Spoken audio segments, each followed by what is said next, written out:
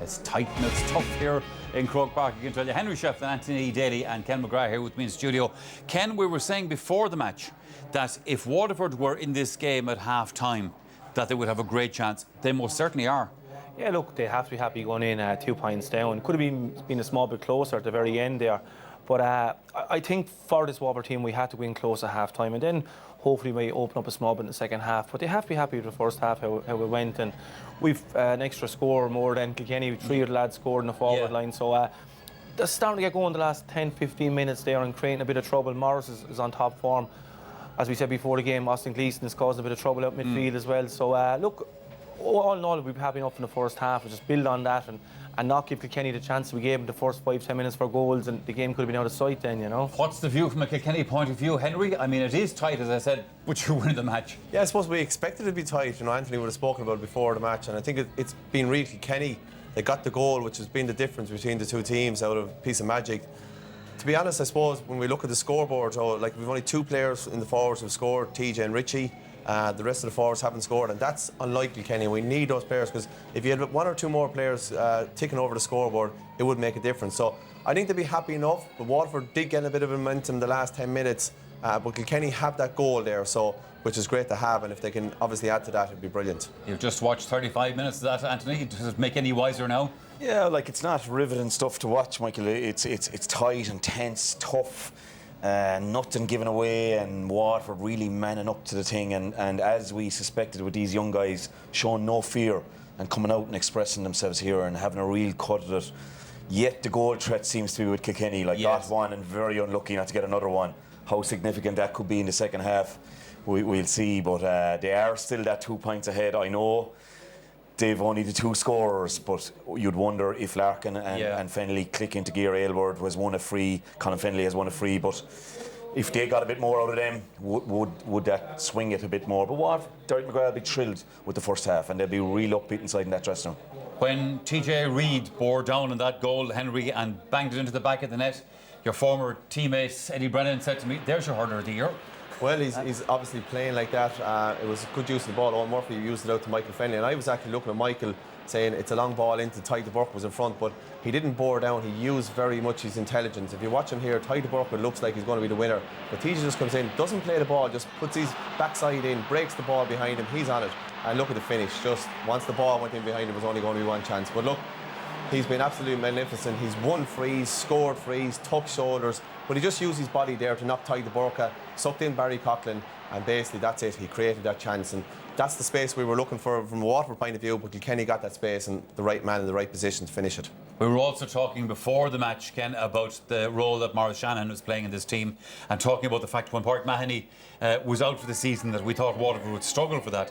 When you have somebody like Morris doing what he's been doing today, from frees, which you expect, although he hit some very, very long range ones, and from play as well. Yeah, look, we said before the game he's having a great season. I think his first free was from, I think, 70 or 80 yards. He popped it over. I think we've seen it on the screen here now.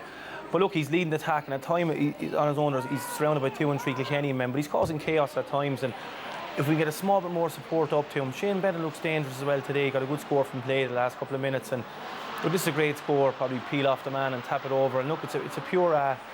It's a pure sign of a player in good form, and he's leading the attack, but we need him. I'd like to see a bit more support up for him, because I think he has the beatings of his man today, you know. Well, just on that point, Anthony, more support up front, and this was a point I was making to you guys before the match about the Munster final where Waterford were dropping back players, doing the same thing today. Now look, I understand you can't have extra man in the back and up front at the same time. But you can only play the 15, so yeah, look, and that's one of the things. Is that's the downside of it.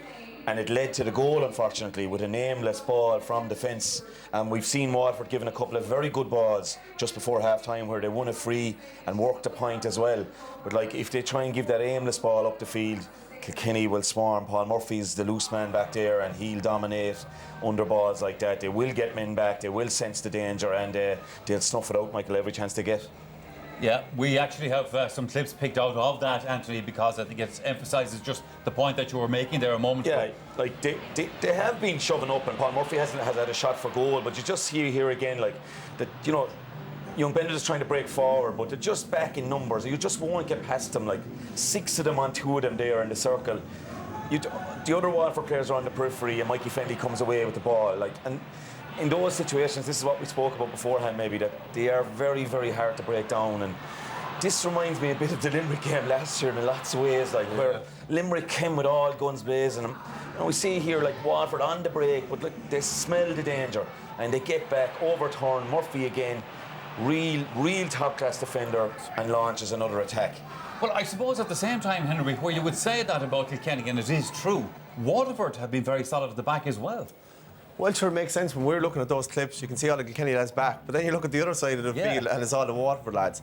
And I suppose, like, it's very hard. I would imagine the forwards, it's very hard to play in it because there's so many defenders there. So, and that's why you need to have the ability of winning the ball. Like Richie Hogan's 2 scores from play, he won those balls himself, put them over the bar. And TJ's goal, long ball in, that was it. And that, from a Kilkenny point of view, that's what it did. Waterford have got their couple of scores from play by more playing their game, as Ken has said, in the last 10 minutes. And that's been the difference, the contrast between the two teams so far. All right, lads, the second half of Kilkenny versus Waterford coming up shortly.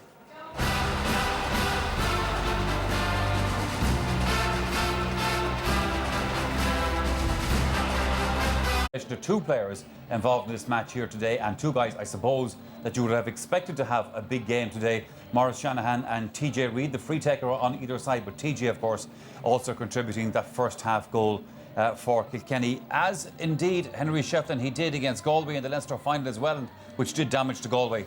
Yeah, I think we always say with the way the new game has gone, the goals win matches, and Kilkenny again are lucky to have that goal.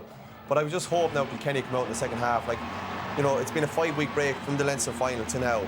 And that's what I was more found. It takes a little while to get the engine going again, Waterford had a game in between. So it's a massive opportunity now for Kilkenny to really open up their shoulders and get going, It's a massive opportunity for both teams. Time for us to return to the commentary box.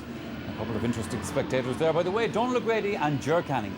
Thank you, Michael. Both teams out, both teams unchanged, it would appear.